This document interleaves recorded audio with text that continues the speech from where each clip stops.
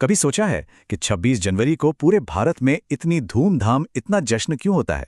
आज हम सब मिलकर इसी खास दिन के पीछे की कहानी और उसके असली मतलब को समझने के लिए एक बड़ी ही दिलचस्प यात्रा पर निकलने वाले हैं। तो चलिए शुरू करते हैं।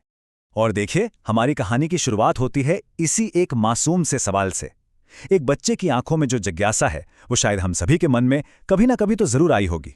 भाई, आखिर इस दिन में ऐसा क्या खास है कि सड़कें झंडों से सज जाती हैं और पूरा देश जैसे जश्न के रंग में डूब जाता है?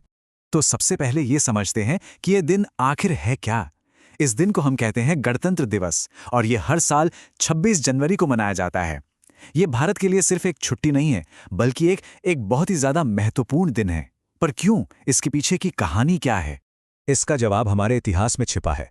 इस दिन की कहानी को समझने के लिए हमें थोड़ा सा पीछे जाना होगा, उस समय में जब भारत ने आज़ादी की खुली हवा में पहली सांस ली थी और उससे अपने भविष्य के लिए खुद के नियम बनाने की जरूरत थी। देखिए, जब 1947 में भारत आज़ाद हुआ तो ये एक बहुत बड़ी जीत थी। लेकिन अब एक बहुत बड़ा सवाल भी सामने था। इतना बड़ा, इतना विविध देश, ये चलेगा कैसे?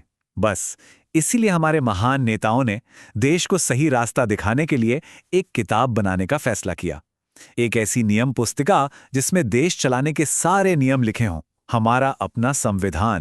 अब जरा इस टाइमलाइन पर नजर डालिए। ये पूरी कहानी को कितने अच्छे से समझाती है। 1947 में भारत आजाद हुआ, फिर लगभग 2 साल, 11 महीने और 18 दिन की जबरदस्त मेहनत के बाद भारत का संविधान बनकर तैयार हुआ। और फिर आखिरकार वो दिन आया, 26 जनवरी 1950, जब इसे पूरे देश में लागू कर दिया गया। और बस यही वो ऐतिहासिक दिन है जिसे हम आज भी याद करते हैं। ठीक है, तो हमने संविधान की बात की, जो कि नियमों की एक किताब है। लेकिन इस दिन को गणतंत्र दिवस ही क्यों कहते हैं? कभी सोचा है कि इस शब्द का असली मतलब क्या है? चलिए इस रहस्य को भी सुलझाते हैं। इस परिभाषा पर थोड़ा ध्यान देते हैं। एक गणतंत्र का मतलब है एक ऐसा देश जहां असली शक्ति किसी राजा या रानी के पास नहीं, बल्कि देश के आम लोगों के हाथों में होती है। मतलब हम सब वोट देकर अपने नेता खुद चुनते हैं, और कानून की नज़र में हर कोई बराबर है, चाहे वो अमीर हो या गरीब, किसी भी धर्म या जाति का हो। और इसे याद रखने का एक बहुत ही मजेदार तरीका है ये रिपब्लिक शब्द खुद। आर और ई का मतलब राइट्स और इक्वालिटी, यानी सभी को अधिकार और समानता। पी मतलब पीपल, यानी जनता ही अपने नेता चुनती है। यू यानी यूनिटी, हमारी अनेकता में एकता। बी और एल मतलब भारत्स लॉज, यानी भारत के अपने कानून। आई का मतलब इंडिपेंडेंस, यानी हमारी स्वतंत्रता की रक्षा। और सी सिटीजन्स, यानी इस देश के नागरिक ही सबसे शक्तिशाली हैं। है ना ये सब कुछ समझाने का एक शानदार तरीका?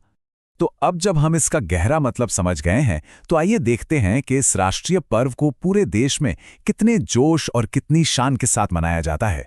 इस दिन का सबसे बड़ा आकर्षण होता है नई दिल्ली में होने वाली भव्य परेड।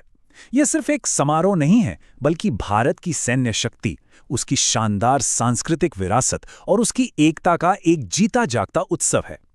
जब बहादुर सैनिक कदम से कदम मिलाकर चलते हैं, अलग अलग राज्यों की रंग बिरंगी झांकियां निकलती हैं और जोशीले बच्चे अपना प्रदर्शन करते हैं, तो वो नज़ारा सच में गर्व से भर देता है। और इस भव्य समारोह का एक बहुत ही महत्वपूर्ण पल तब आता है जब भारत के राष्ट्रपति राष्ट्रीय ध्वज फहराते हैं और उन असाधारण वीरों को सम्मानित करते हैं जिन्होंने अपनी बहादुरी से देश की सेवा की है। ये पूरे देश के लिए गर्व और सम्मान का क्षण होता है। लेकिन परेड, झांकियां और इन सब उत्सवों से भी बढ़कर इस दिन की एक बहुत गहरी भावना है। ये सिर्फ एक छुट्टी का दिन नहीं है। तो फिर इसका असली मतलब क्या है? वो भावना इस एक सीधे साधे वाक्य में कितनी खूबसूरती से झलकती है। मैं भी अपने देश के लिए कुछ अच्छा करना चाहता हूं। ये सिर्फ एक इच्छा नहीं, बल्कि एक प्रेरणा है जो हर भारतीय के दिल में जगती है। ये एहसास कि हर एक नागरिक अपने देश की तरक्की में हाथ बटा सकता है, यही तो इस दिन की असली आत्मा है। तो गणतंत्र दिवस की असली भावना क्या है? ये बड़े बड़े कामों में नहीं, बल्कि हमारी रोजमर्रा की आदतों में छिपी है। अपने काम में ईमानदार होना, दूसरों के प्रति दयालु होना, अपनी जिंदगी में अनुशासन रखना और एक जिम्मेदार नागरिक बनना। जब हम ये छोटे छोटे काम करते हैं, असल में तभी हम इस दिन का सच्चा उत्सव मनाते हैं। संक्षेप में कहें तो इस पूरी यात्रा का सार यही है ये दिन हमें याद दिलाता है कि हमें अपने देश से प्यार करना चाहिए, देश के कानूनों का पालन करना चाहिए, एक दूसरे का सम्मान करना चाहिए और सबसे ज़रूरी एक अच्छा और जिम्मेदार नागरिक बनना चाहिए, क्योंकि एक देश अपने नागरिकों से ही तो महान बनता है। और ये हमें एक बहुत ही महत्वपूर्ण सवाल पर छोड़ जाता है जिस पर हम सभी को सोचना चाहिए। एक जिम्मेदार नागरिक होने का असल में मतलब क्या है? ये सिर्फ अपने अधिकारों के बारे में नहीं है, बल्कि अपने कर्तव्यों को निभाने के बारे में भी है।